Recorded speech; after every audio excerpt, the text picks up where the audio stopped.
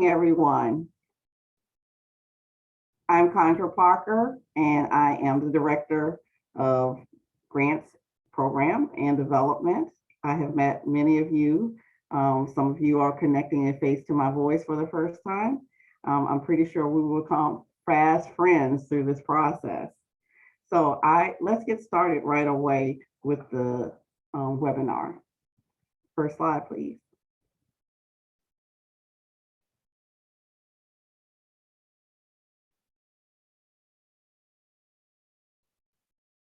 Next slide. So the Culture Works mission, as Scott spoke of, it is to strengthen professional artists and arts and culture organizations to increase their impact in the region. And as Scott also said, this is accomplished through the four key programming items that you see here. And today is grants opportunity. Next slide, please. So what we're doing today is we are going through a deep dive of the guidelines. The guidelines are posted on the website.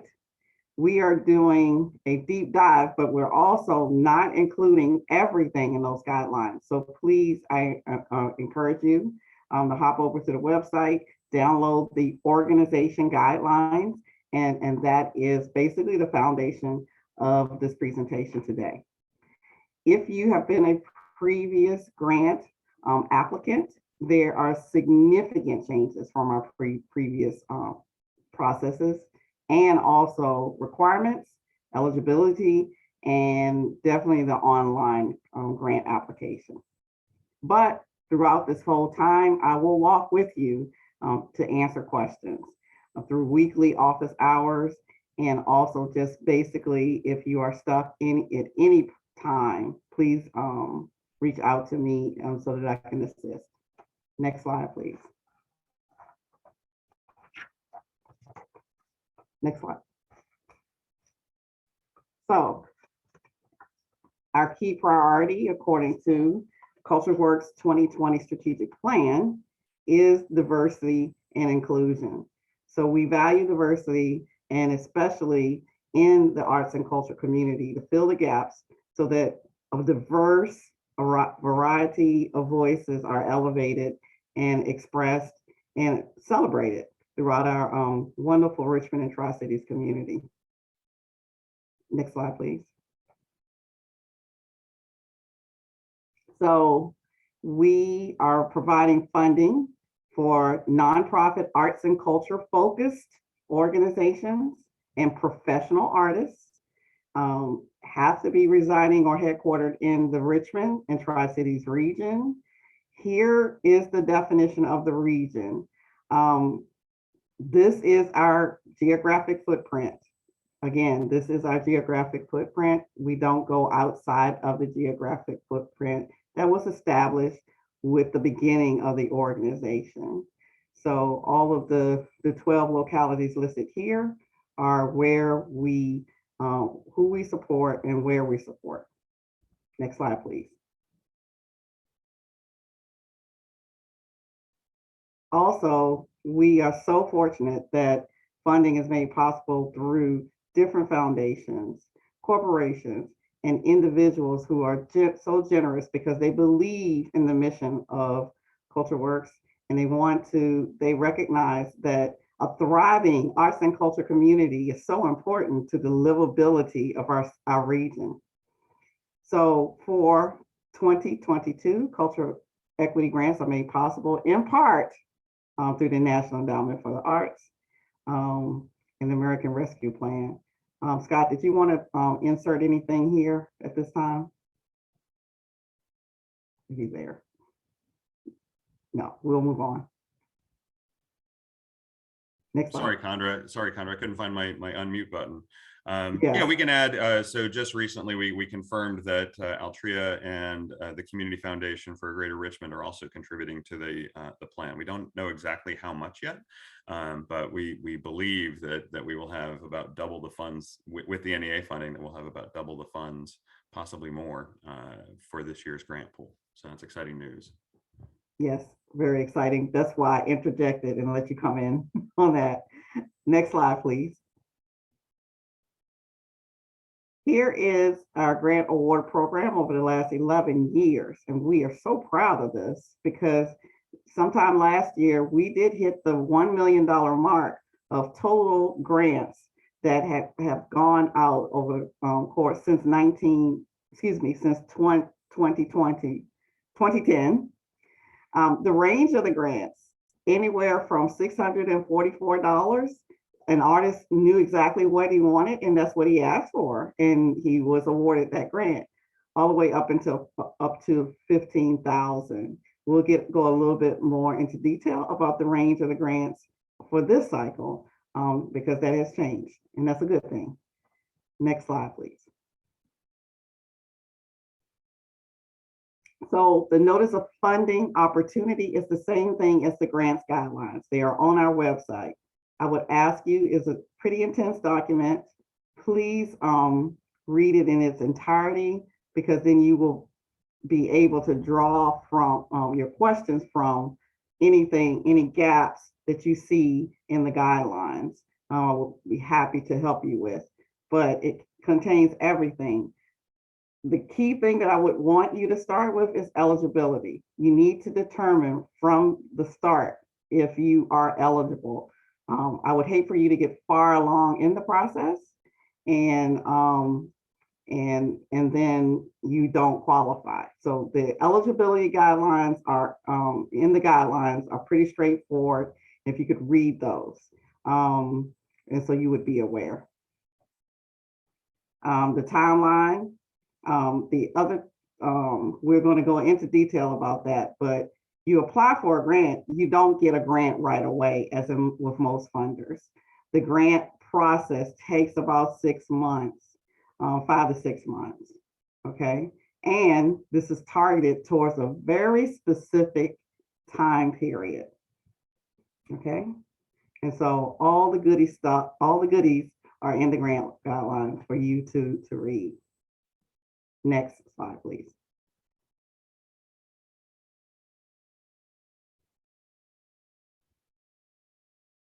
So we're going details into the eligibility. Headquartered in or have an arts and culture focus in Richmond. You saw the localities listed out in the Tri-Cities region. Must be a 501c3 organization, have an operating budget less than or equal to $750,000. As those of you who have applied before recognize that that's a little bit higher. So if you're at that edge or anything, you got a little bit more wiggle room to still apply, still be eligible for this particular grant cycle. And the organization cannot be disbarred, suspended, or have any other exclusions or disqualifications from receiving federal funding. Your organization would know that, okay? So moving on to the next screen. So it's required that you not discriminate and all of these things, or volunteer cannot discriminate on the basis of race and all these key federal categories. You must have a mission or strategic plan that includes a focus on arts and culture, meaning there is an intentional and proven history of arts and culture in your organization, as defined by your mission, as defined by your strategic plan. This can't be, oh, we were thinking about an arts project, but there's not evidence that arts and culture is authentically a part of what your organization does. It really, really has to, and our review panel is very, very, very astute on that determination. They look at websites, they look at your grant package, and you have to be very much arts and culture forward, so to speak, or as a part of services that you provide to a distinct target audience.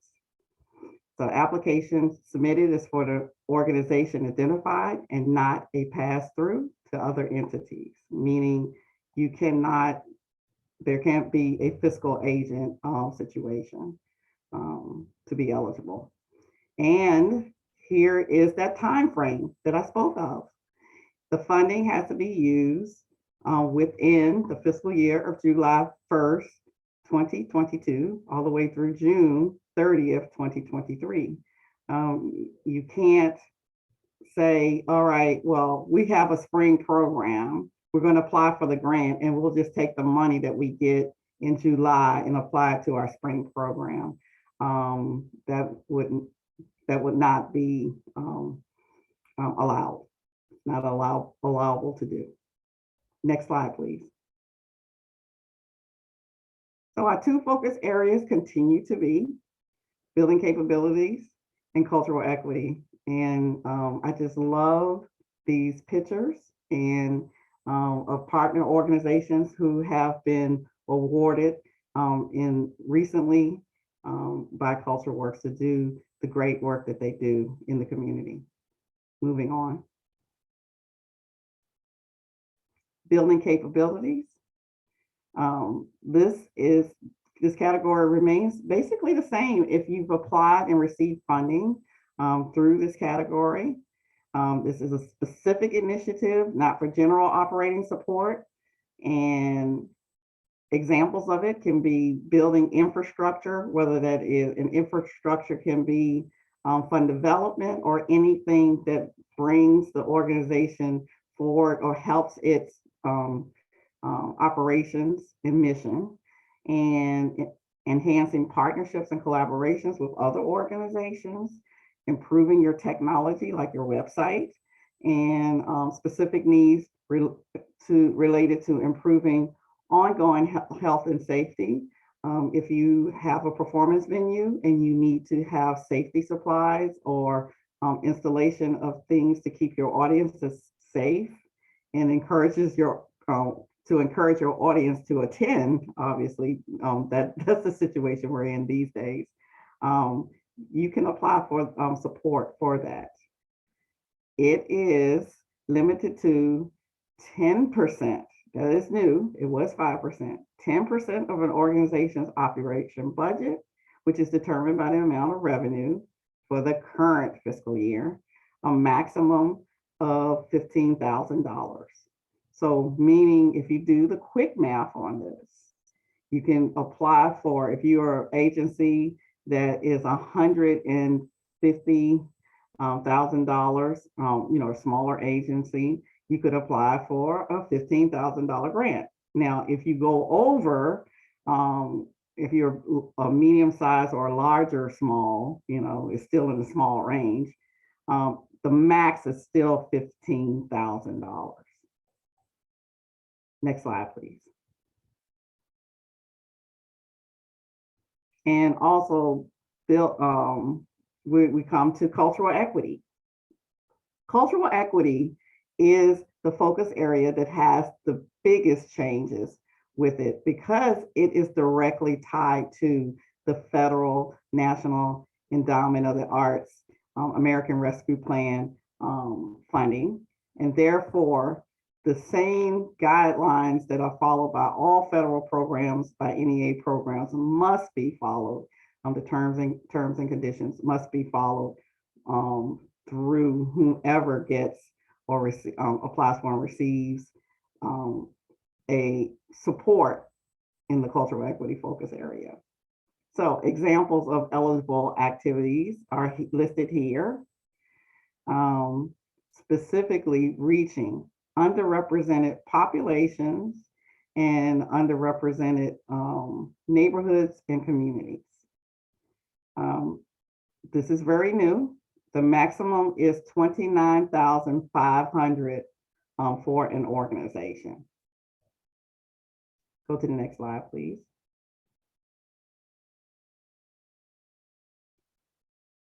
Here's the definition through NEA of underrepresented populations. And the target audience for your program It may be based on race, ethnicity, gender, ability, sexual orientation, gender, socioeconomic status, geography. When we say geography, let's say it's a well-known area in a census tract that has a low economic average income, and you can get that census data very easily.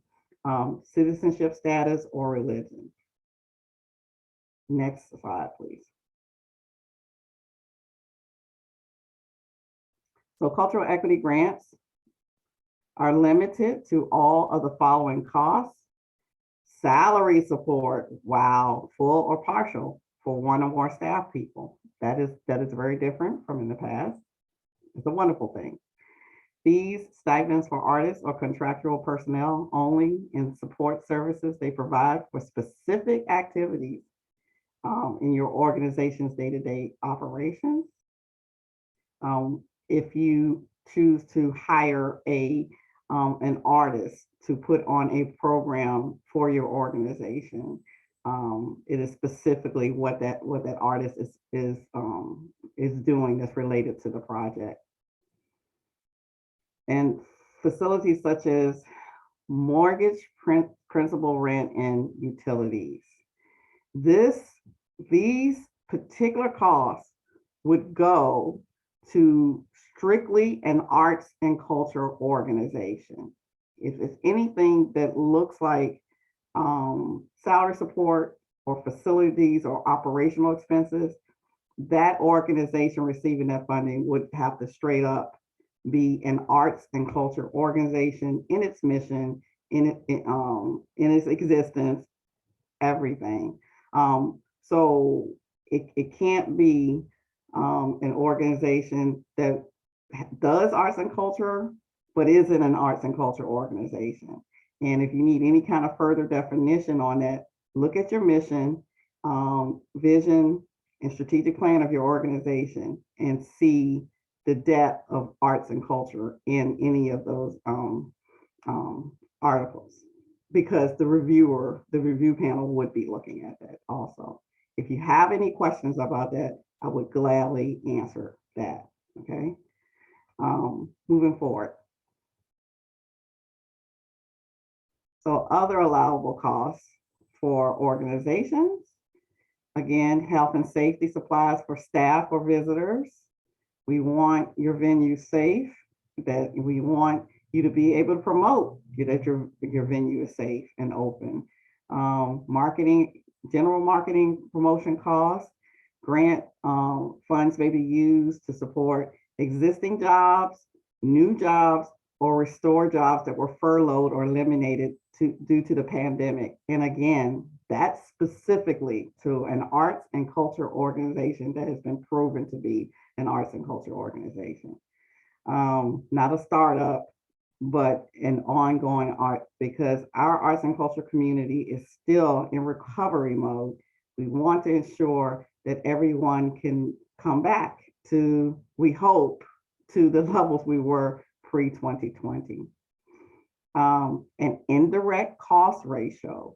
An indirect cost rate is allowed when you submit your plan to us of up to 10%, meaning that this is just for general other costs that you would work into your project budget.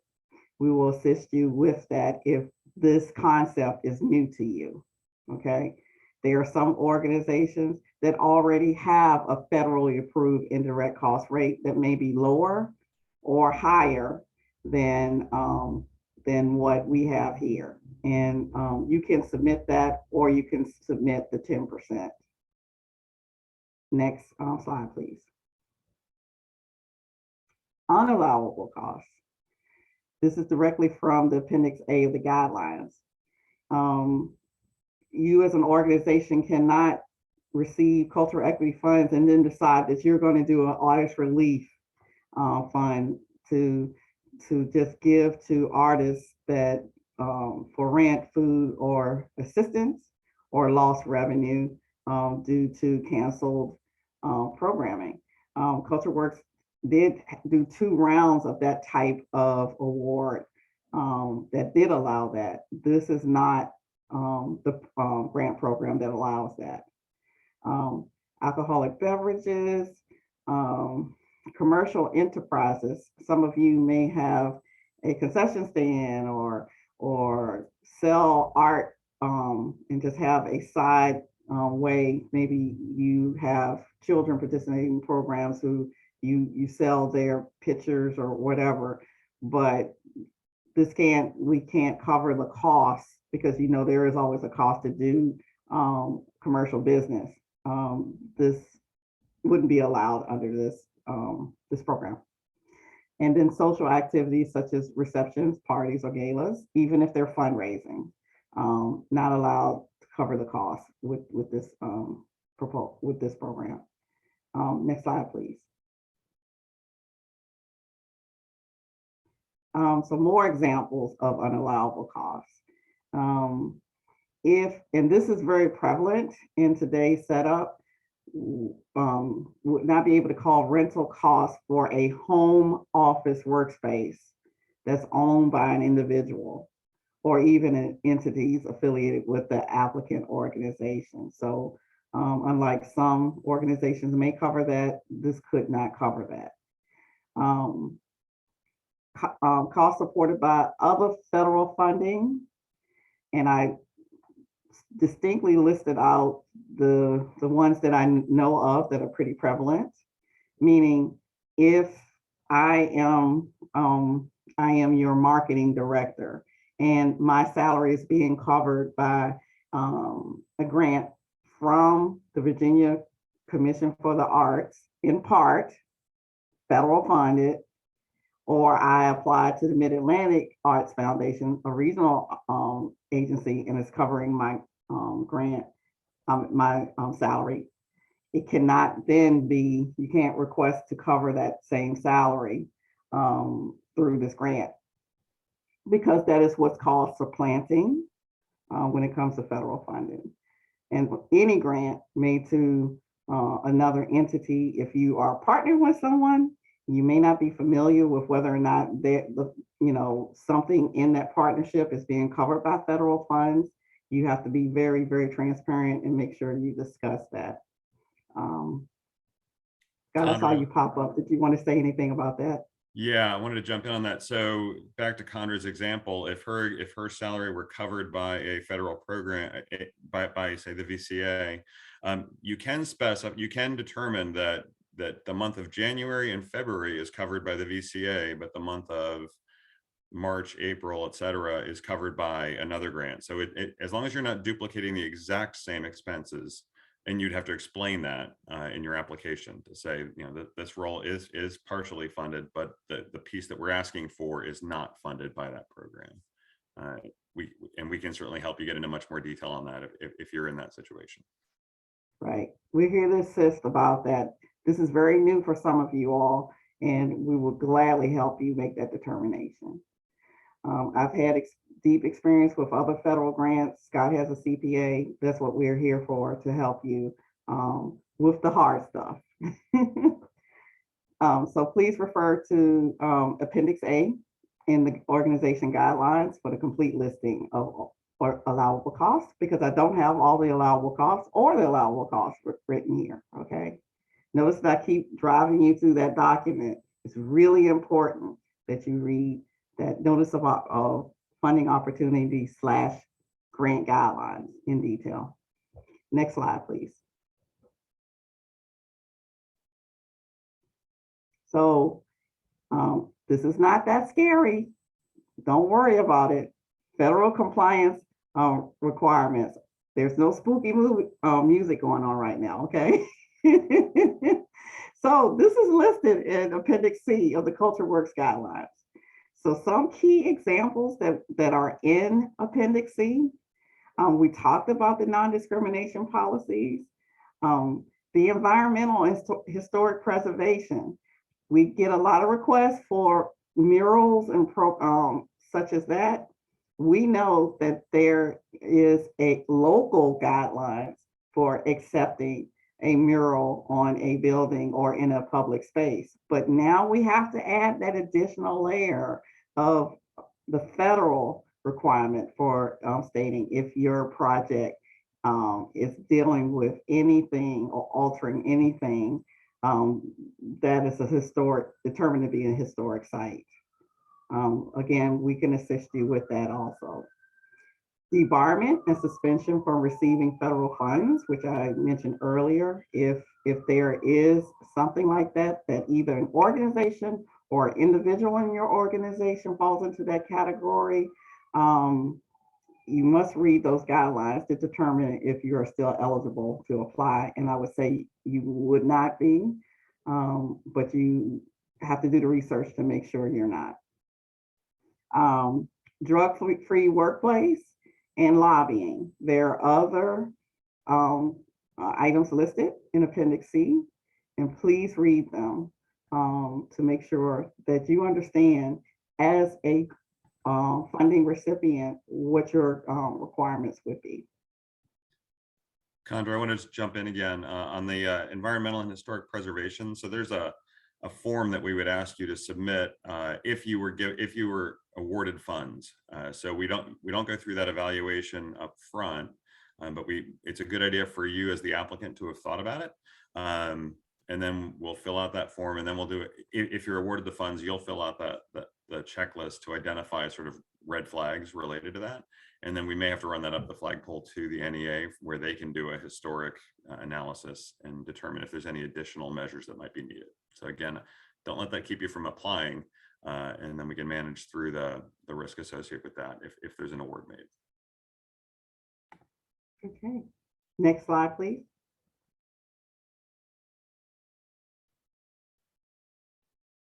So how to apply? Visit Richmond Culture Works, the grants page, which many of you have already done because you're here, and just logging in to get the Zoom credential. We try to put all of that information on the website. Again, download and read guidelines. You would then access the CultureWorks online application, and that is also through the website. And we're going to, in just a few minutes or a few seconds, we're going to go over how that looks. Enter a contact name, email, and a password. When you get into the application, there's an eligibility quiz.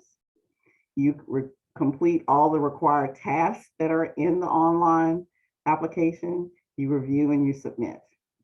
Next slide, please.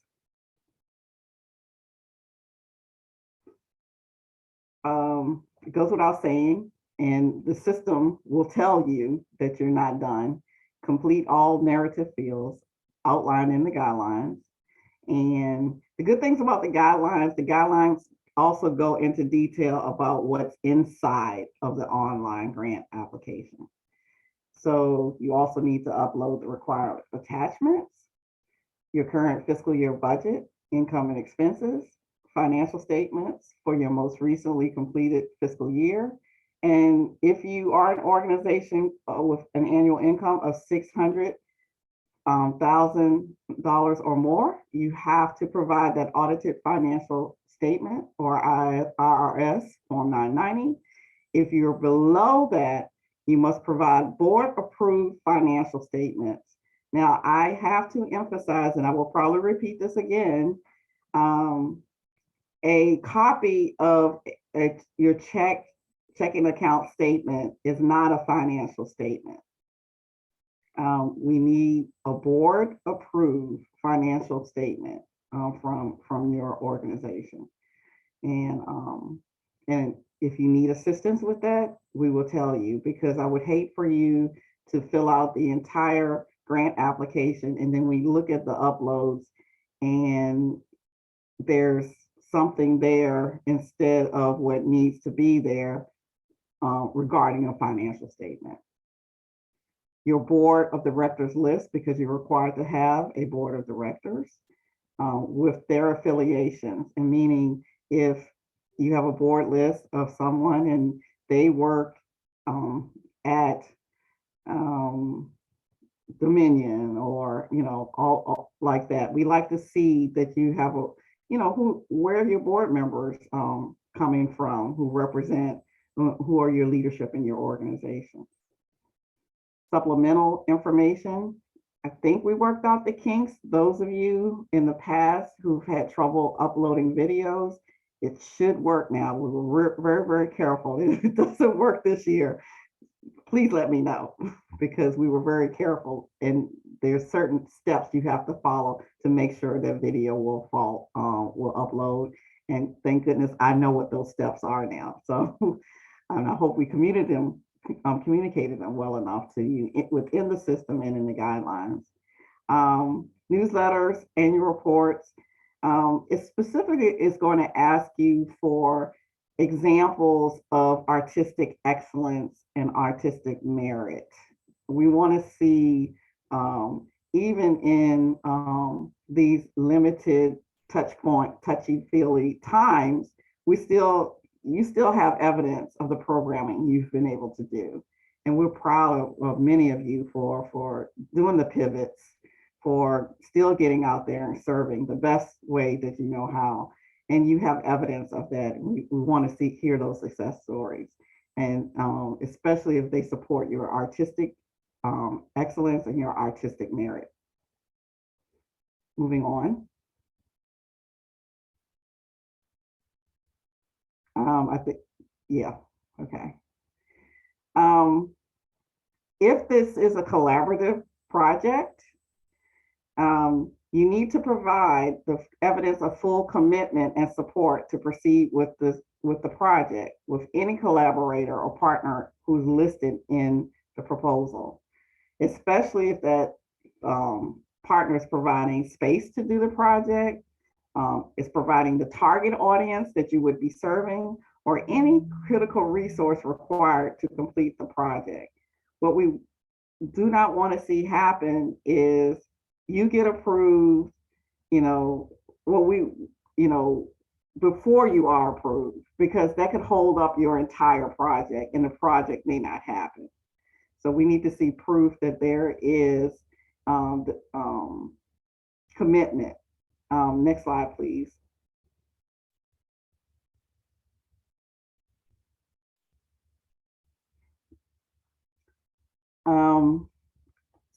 The other thing, if you are doing a project for a school, or if you are doing that public art project, there's a detailed approval process to be done.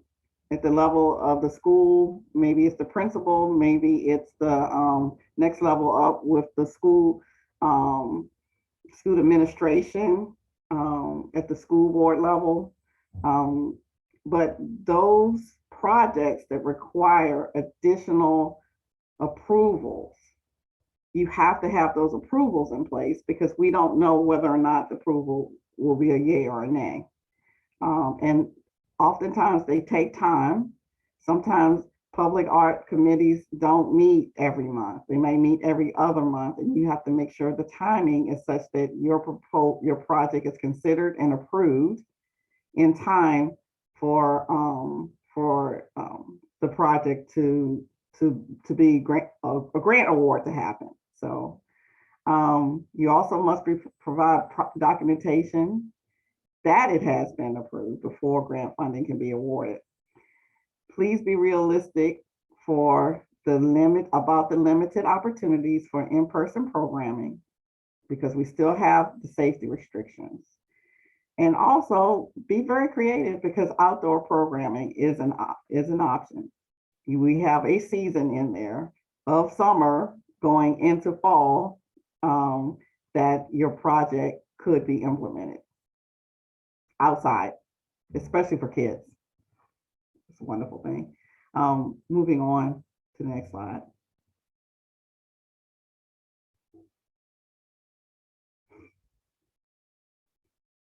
So the next step after your project is submitted, it goes to a review panel, and the review panel is going to rate your project on certain criteria. The capacity, meaning if it can happen, if with everything you've presented, that this project is realistic. And if you say, we're going to have a festival and 10,000 people are going to attend and blah, blah, blah, and we're an organization, we've been in existence for 2 years, and if the request has to match the capacity of the organization realistically. Audience development is how you are communicating that that target audience is going to benefit and reach and benefit from the implementation of your project. I talked about artistic excellence and artistic merit. It is definitely two categories that basically show in true engagement in arts and culture. If you are involving, if you're an organization and you're involving staff artists, or you're hiring artists who have created a great best practice program, we're looking for examples of that, okay? If your project, if your organization has been awarded a prize for its innovativeness and how it brings forth the voices of its artists, all those things are considered artistic excellence and artistic merit. And then back down to the not so fun stuff of administration, we still need to see that there is management and accountability. Looking at who's on your board of directors, looking at the financial statements that you presented. Those are key issues that the reviewers will be looking for. And it all comes together beautifully and in balance when it's done well. So just be aware of how you present your organization. Don't miss your opportunity to, bring forth your case for support. Next step, please. Now for cultural equity, we are going to look for true cultural equity focus. Space and place is very important. If your programming is located in a neighborhood or a community that's underrepresented and underserved, if you are going to where your target audience is to deliver a program, the review panel looks very, very differently at that than if I know I get several applications about scholarships to an arts program, but it's outside of the neighborhood where the people live, and there's not necessarily transportation to where it has to be well thought out. The best programs, the most successful programs that I have seen and witnessed are those that either go into the community, partner with someone, a venue that's already in that community so that they can deliver that program, or are from representatives of that community, and definitely have leadership that is representative of the population served. Those are all very, very successful possibilities because they represent a true cultural equity focus. Audience development along the same lines is it programming that you know for a fact that audience wants to hear, and you've done your due diligence, and as opposed to, I think community X needs this, and so we're going to go give it to them. We want to see what's going to come forward is very, very strong, is if you've done the connection and allowed people to have the voice of what they would like to see in their communities. My colleague Erin does a very good job of that when CultureWorks goes into different communities. She makes sure that she is talking with the boots on the ground people. She's talking to the community members themselves. And I just love her programs and participating in them. But that shows a unique audience development because you're basically giving the people what they want and what they want to hear, but realistically what they want, because you again have capacity. Yeah, you can't bring the Broadway show Hamilton to,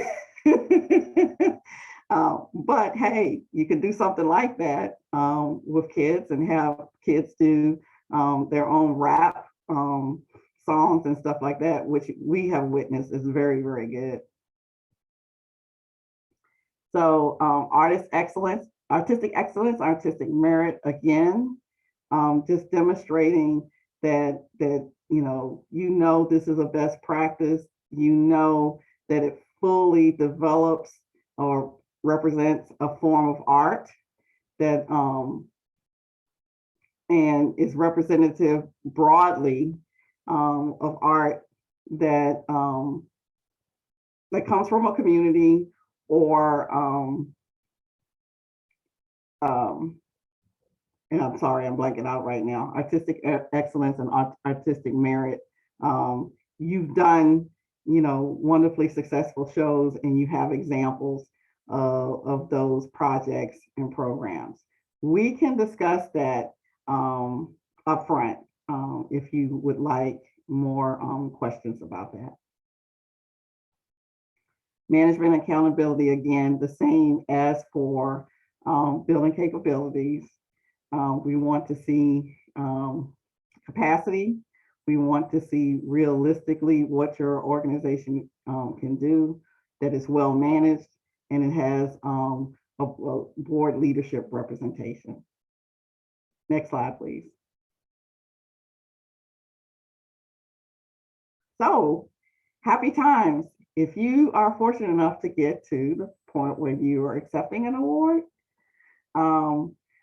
you would provide an IRS Form W-9, and you would complete the documentation saying that you agree to all the terms and conditions of the annual grants program as we state in the guidelines.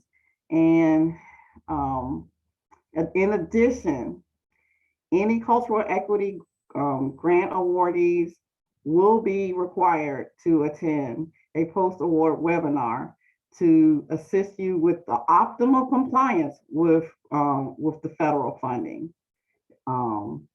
Whether you've received federal funding before or not, because this is very, very different from some of the things, but very much alike from some of the projects that the NEA has done in the past.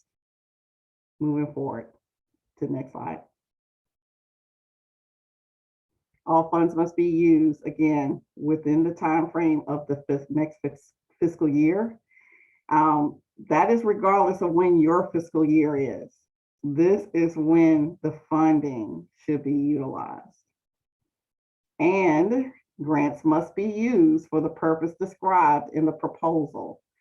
That's why it's very important to present realistic plans up front. So any changes or modifications to the purpose must be reported immediately to CultureWorks in advance. That cannot be in April of 2023. Failure to do so may result in forfeiting funds back to the program. This is very, very important because these are federal funds, and the guidelines have to be followed to the T. Moving forward to the next slide. That mid-year progress report is due. We want to know how it's coming along. Some of the projects may be finished by December 2022, and you may be submitting your final, and that's okay. Especially if you do that outdoor programming that I mentioned, a possible idea that could be done by the fall. Grant recipients will be expected to submit these reports in a timely fashion. The final report in particular due no later than 30 days after the end of the funding period.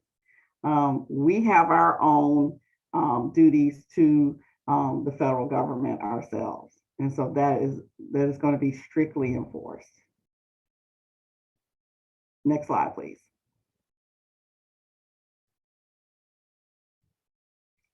For the grant awardees, you will be expected to list CultureWorks and CultureWorks logo, especially for cultural equity grant awardees. You must basically promote that your funding for this program has been made possible through, and you hear that line all the time if you look at any public radio or public TV programming. The acknowledgments have to happen. So they must be made in all published materials, websites, virtual, and all announcements regarding the particular activity that was funded with those through those methods. So if the federal funding or the CultureWorks funding occurred, you really have to do the acknowledgement. You can look on the CultureWorks website and you can see that we do that, for the Virginia Commission of the Arts. So if you want an example of what that looks like, you could definitely look to our website, or I would say any larger arts and culture organization if you are fairly new to the game. Next slide, please. So we are going to do a walkthrough. I'm going to go pretty quickly through this. I'm going to slow down at key points, but this is what our online system looks like once you obtain an account. If you have a current account, you still go into your account and it will still look different. Please, older or previous account holders or current account holders, do not create a brand new account. Okay, I'm going to go a little bit into that now. Next slide, please. So this is the website. And you see here, apply here on 2/7. It will open up bright and early at 9:00 a.m. For you to start your grant application right away or familiarize yourself. I would encourage you, before you even think about what program you want to apply for, go through and just walk through and see, set up your account to see if you will have any problems with that, because I would hate for you to wait really close to the deadline and find out you can't get in or whatever. We want to resolve those basic issues right from the beginning. Okay, next slide. There is the welcome screen. Up here at the top, it says log in. It says register. Log in is for existing, if you've ever applied for a CultureWorks application, whether you receive the funding or not, you're in the system. So if you forget what your login is, the little black information button, you would click on that. Andrea, just to clarify, that's only if they've ever applied using this online platform, which only started 4 years ago, I think. So if you've done manual applications, you would not be in the system. Right, and the next screen will explain that a little bit more. Next slide. So on the screen, if you see down in the bottom left that I said pass on online applicants beginning in 2019 is what Scott is referring to. Please do not create a new account. Okay. And this will help you, and even though you can't see it, it will help you if you already have a SurveyMonkey account. Log in here. If you've forgotten the password, it will let you know what the password is. Now, here's the thing. In the nonprofit world, we do have staff changes. If you have had a significant staff change from the 2019 process, the 2020, the 2021, the COVID, so that's 4 different grants programs we've had through the system. and you know for a fact that someone else in your organization that is no longer with the organization did that proposal, please contact me.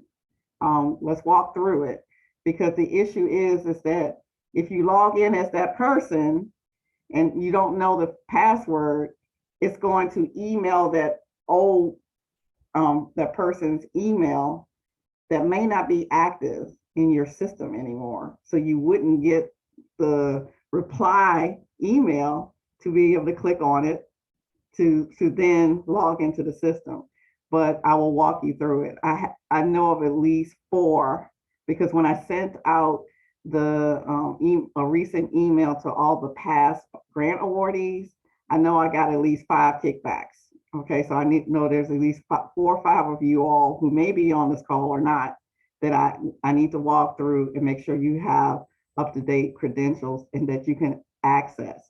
Because what will happen if you don't, and you just decide, oh, I'm just going to make a new account, you won't be able to get to your previous applications. And I will tell you, you will want to get to your previous applications. The other thing that happens is that, our system is limited. We're a very small entity. We're not like some of the larger grantees, corporate and foundations. And we don't want to clog up the system with multiple accounts for the same organization, because that's beyond our capacity also. So we would ask you to cooperate with us. I will definitely do everything in my power to get you back into the system. And as always, we would need to do that very early on in the next couple of weeks, right here at the beginning of the opening of the application window, just so you can just concentrate on all the good stuff. So everything here is self-explanatory, and we can move on. The next window you will get to is, and if you don't see this window, you can always press on the programs you see up in the upper right corner, programs. If you don't see that, this should automatically pop up though.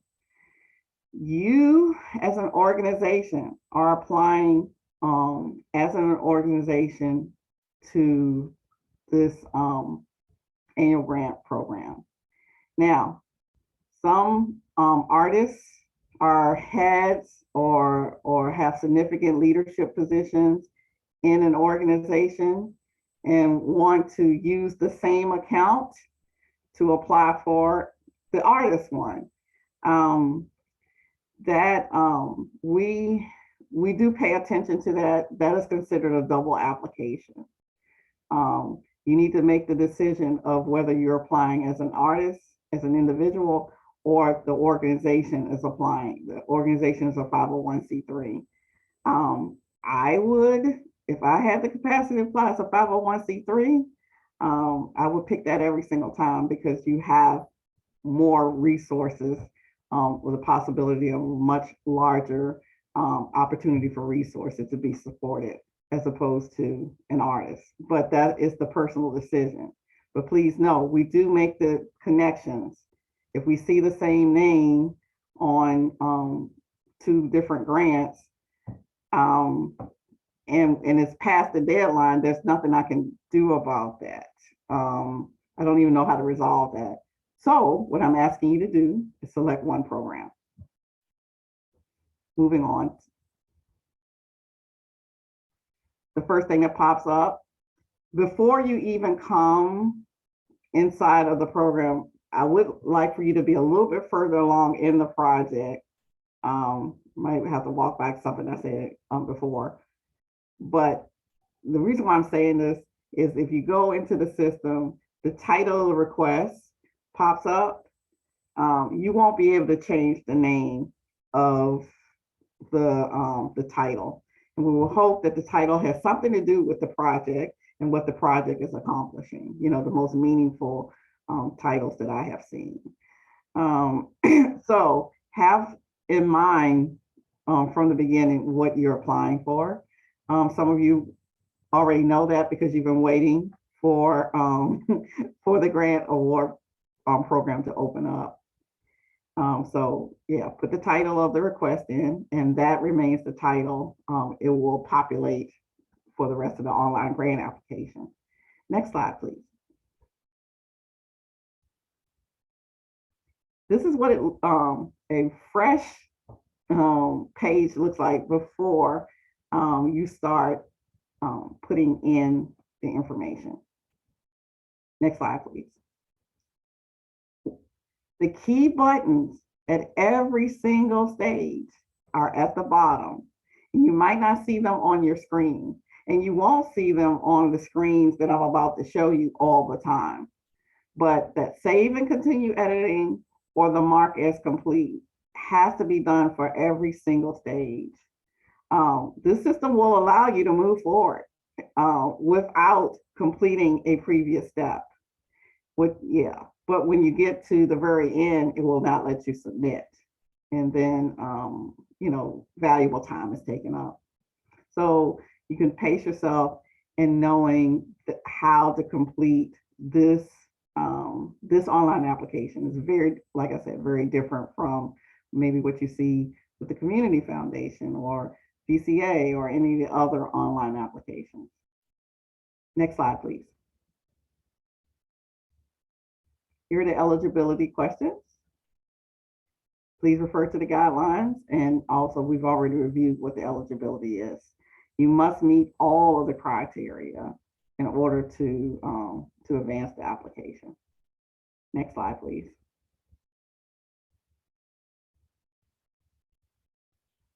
So as you're completing this application, you're constantly going over to the left column. That's the task column. And you're clicking on each, you see the circle, the little polka dot circle or dash circle. You're constantly clicking on that. The screen pops up, you fill it out, and then you press the complete, and you go on to the next step. Okay, and you're working through this taskbar on your left. Next slide, please. Notice that there's a slide bar. You can't see all of the tasks. Look at the section at the bottom where it looks like it has like a little thermometer, the blue dash. It says 3 out of 8 tasks complete, but you do not see 8 tasks. That's because you need to move down the slide bar to get to all of the tasks in the taskbar. Next slide, please. After you fill out the organization, the application information, you come to the slide. It's very, very important. Which focus area is met by this process? Again, you've already read the guidelines. If you're confused about whether or not your project is building capabilities or cultural equity, you can ask me during office hours or shoot me an email, and I can help you with that. Normally, it's pretty obvious which one is which. Okay, but you would choose either building capabilities or cultural equity. Next slide, please. If you choose building capabilities, you will come to the building capability application form. The need. This is a very important question.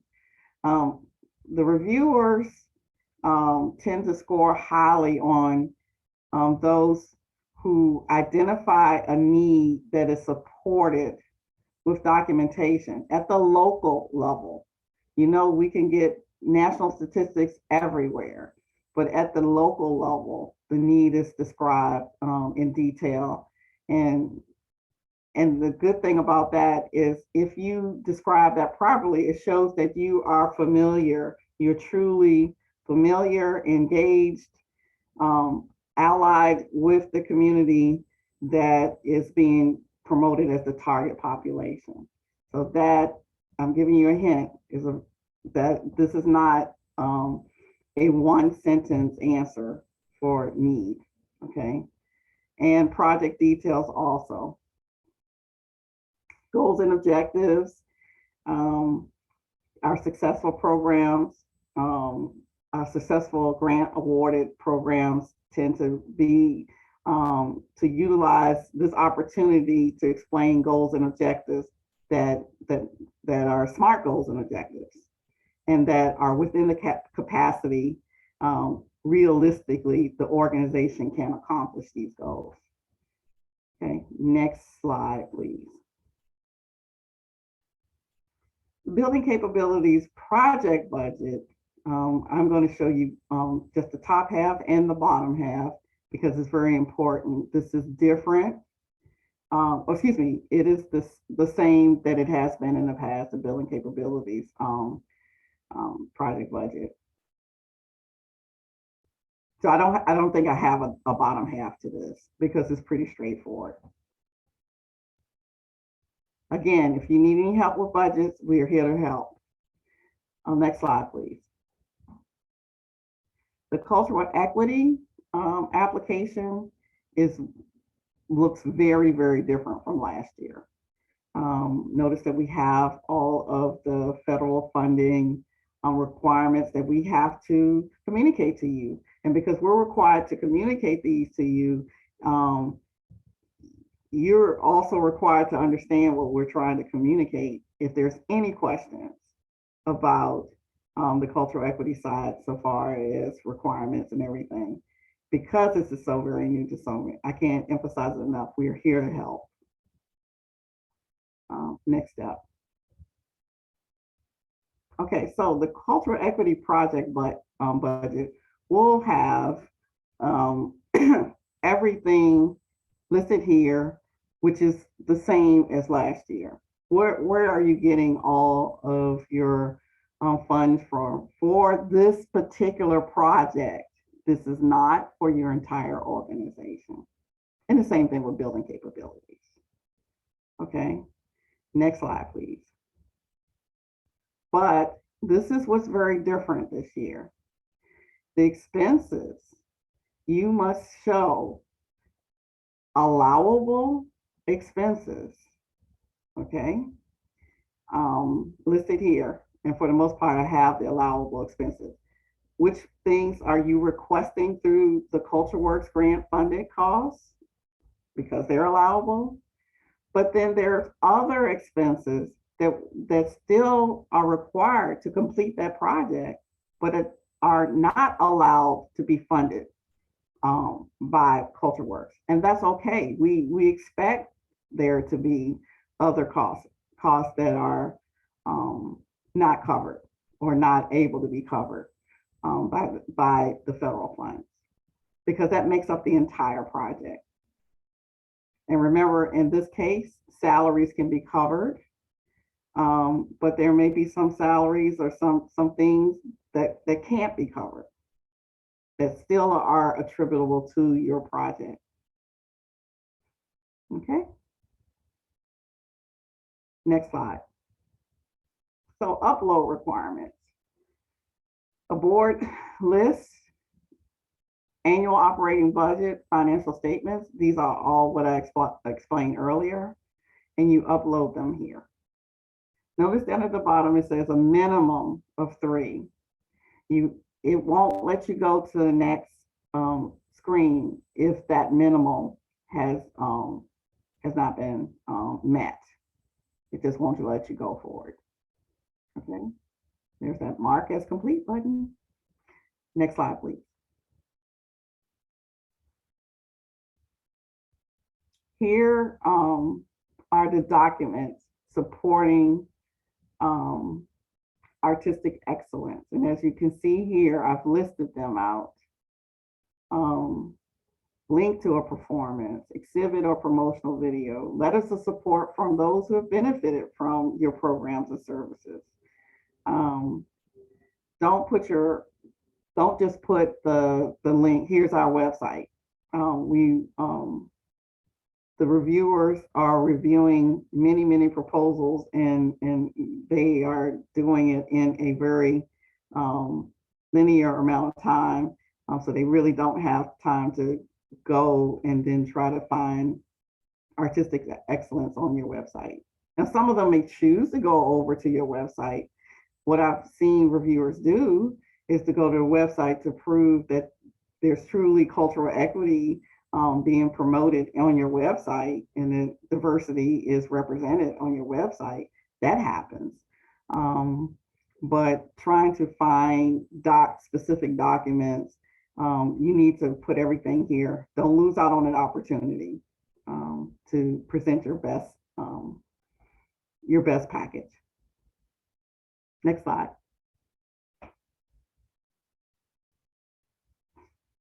Here is new items here, demographic information. And the demographics are based on race and ethnic representation. Okay, and these are pretty straightforward and they're listed here. Okay, next slide, please. So the final section is the application confirmation. And you will have the opportunity to confirm that all of the things here for the application confirmation have been met. And move the bar down to make sure you have everything, because look at what happened here. All of a sudden, the 2 buttons down below, because 10 out of the 10 tasks have been completed. Please review before you press submit. Please review before you press submit. And then all of a sudden we're at the point where the green button is now available to be used because it is green, meaning go. And you click on that and you submit your wonderful package 2 days before the deadline.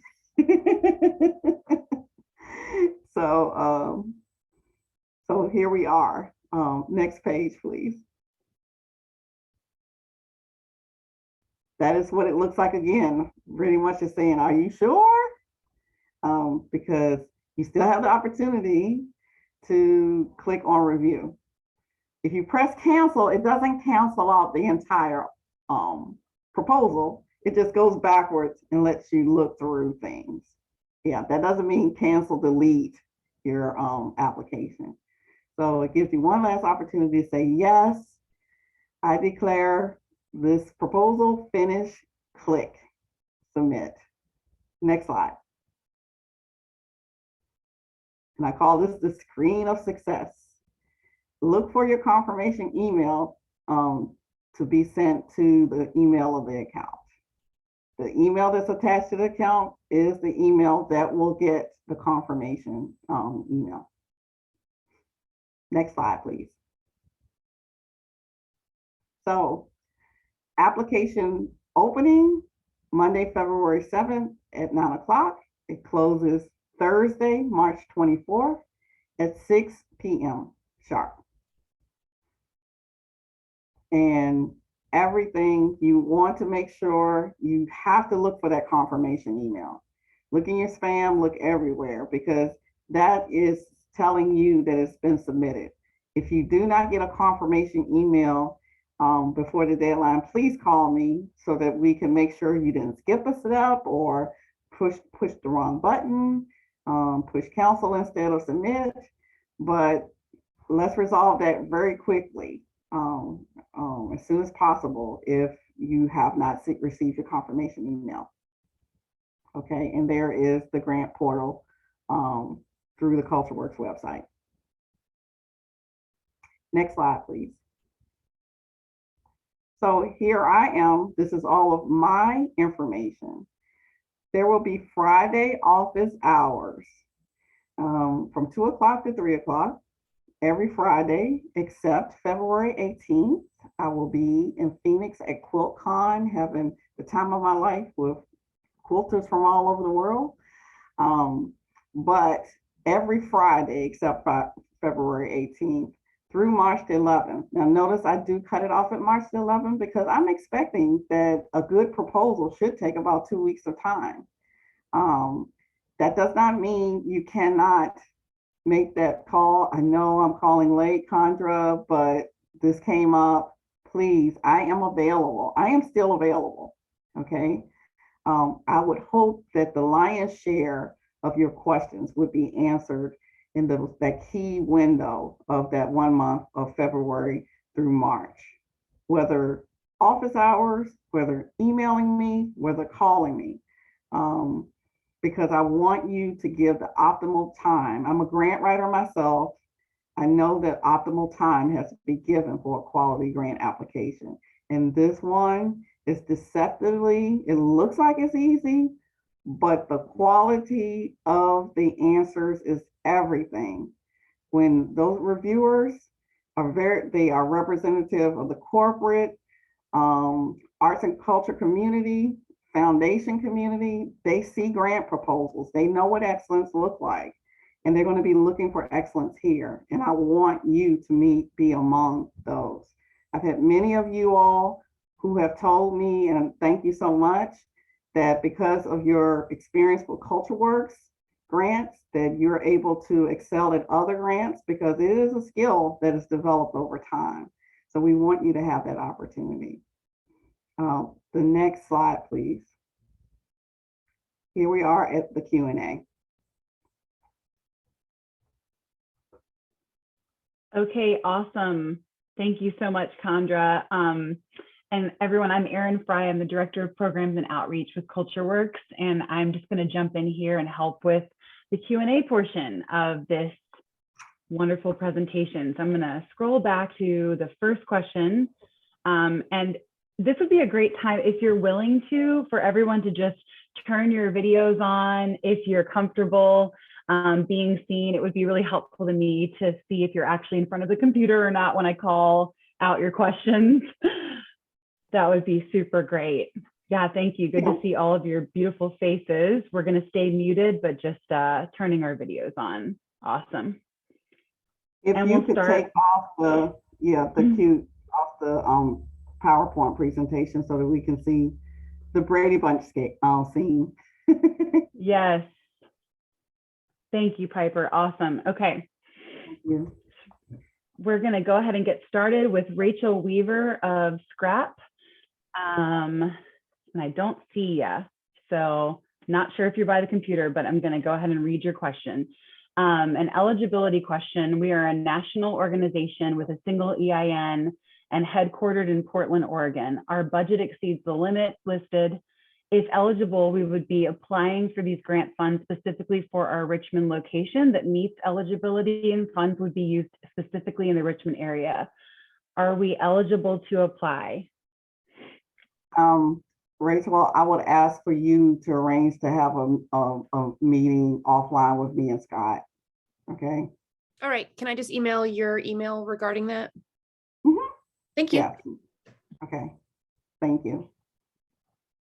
Awesome. Next question. Kay Jones Clark asks, which category would be appropriate for a specific collaboration project between two theater companies for the purpose of creating theatrical educational videos to benefit underrepresented populations? Obviously, do you know what does the underrepresented population fall in any of the categories that we listed?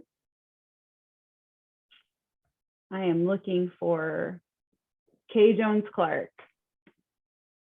Friends, if you can turn your videos on, this is why I was asking for that. It would be super duper helpful. If Kay Jones Clark is on, if you can jump in and answer the question, that would be awesome. Well, I'll just generally answer it, and certainly it'll depend on the answer to Condra's question. But generally, so which category? It feels like it could be a cultural equity grant if it is one of those underrepresented populations.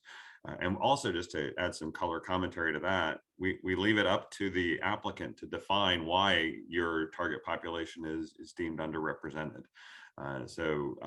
We've listed the various categories of underrepresented populations, but then we look to the applicant to make the case for why this specific group is underrepresented. As I said in the needs, thank you, Scott. As I said in the needs, that needs question is very, very critical to show and also to go into detail, given that an underrepresented population might be under-resourced, you know, does the methodology match the delivery, the realistic delivery, are questions that I would ask.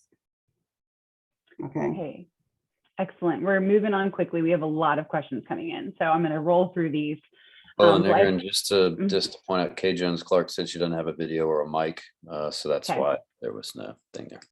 No problem. Blythe King, is there a program at a school within the Richmond Public School System? Let me say this again. Is a program at a school within the Richmond Public School System an eligible partner? It could be, yes, it could be. The applicant is a 501c3 partnering with a school in an underrepresented area, or the applicant is an artist partnering with a school in an underrepresented area. But there again, depends on the level of the building, the principal, depending on the school system. I know Henrico County, I know Richmond Public Schools. You know, at the level of the building, the principal is the sign off. It usually doesn't have to go up to the level of the administration, but you have to get the appropriate, especially in this current current environment. It's just so much going on with this, with the COVID and the issues of the change in administration. You know, are you able to do an in-person versus offline?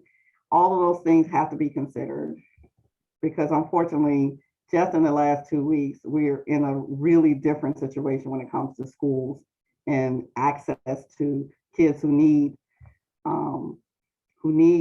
our programming the most. And like you asked the question, you've done school programming. This is very different from 2 weeks ago.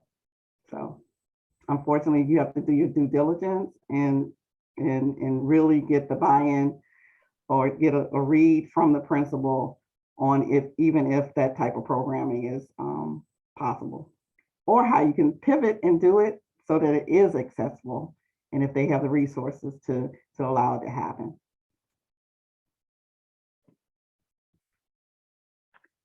Okay. All right. Diane Carpenter. Hi, Diane. Good to see you. Previously, requests submitted to CultureWorks needed to be for a program different from the program that CultureWorks funded the previous year. I'd like confirmation that this requirement does not apply this year. Scott, that's a question for you. You and I briefly discussed it. I believe, Connor, I believe we have in the guidelines that that is not a check the guidelines. I'm not 99% sure we said that we could fund the same program a second year in this go round. And you know, what would be a strong case for support, and Diane, you have enough experience with grants to know this, is that the success of the previous year needs to be strongly communicated, because that is what the reviewers are going to be looking for. If you want to repeat it, why do you want to repeat it? Why have you determined that this is the best practice? What were your participation numbers? What were your outcomes as a result of the implementation of the program? So I would expect that from you. You know how to do it. I'll also add, things that have been successful along those lines in the past have been like we might have funded a pilot of a project last year, and this year it was so successful, as Connor was saying, it rolled out. So yeah, take a look at those guidelines, and then we can talk further if needed. Awesome. We have time for just a few more. So Victoria Kinney is next. We are looking at a collab for this summer. Would the amount allowed to apply for be specific to the organization applying, or would it include all parties? If you are saying that you are applying as an organization and then you would contract work with an artist to help implement the program, you have to pay artists. artists have to be paid. We're a strong believer of that. And they have to be professional artists also. So with your grant application, you are submitting to us the resume and everything of that collaborative partner so that we can see that there's rigor there. There is someone who knows best. There's a practitioner of the arts and culture. It's not a high school student or anything like that. I'm joking, but I hope I'm communicating. We need to see, anyone doing the work of that project needs to be compensated. So And along so- with that compensation, I guess my thought was, for example, there's a 10% limit on what you could receive for certain items in one portion of, if you choose one item to apply for versus another, or the 29.5. That cap or that monetary gift award, grant award, isn't determined by more than just the income, the financials of the applying organization. Yeah, It I'll take that. It's based off the applying organization. So yeah, your partner's income doesn't increase your ability to request additional funding. Okay, just wanted to make sure I understood all that. Thank you. Okay, awesome. And we're in really good timing. We want to be mindful of everyone's time. Are there any final questions? We have time for maybe one more. And then always Chandra is available, not always, but Chandra is available via email or phone, especially during those office hours. Any last questions to pop into the chat? Okay, good. Awesome. Great. Thank you, everyone. Thank you, Chandra, for a great presentation. Thank you, everyone, for joining us and being with us for these 90 minutes. Wish you all the best of luck in the applications, and no matter what, keep doing what you're doing for the Richmond and Tri-Cities region. Thank you so much. Thanks, everyone.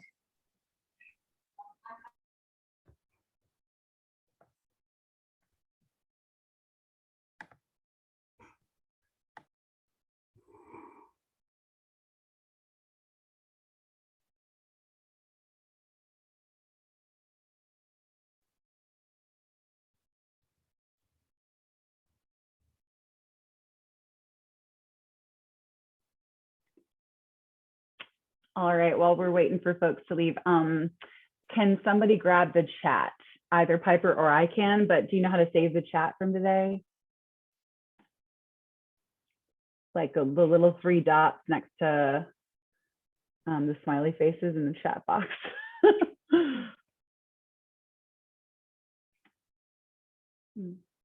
And I'm happy to do it. I just wanted you to know how to.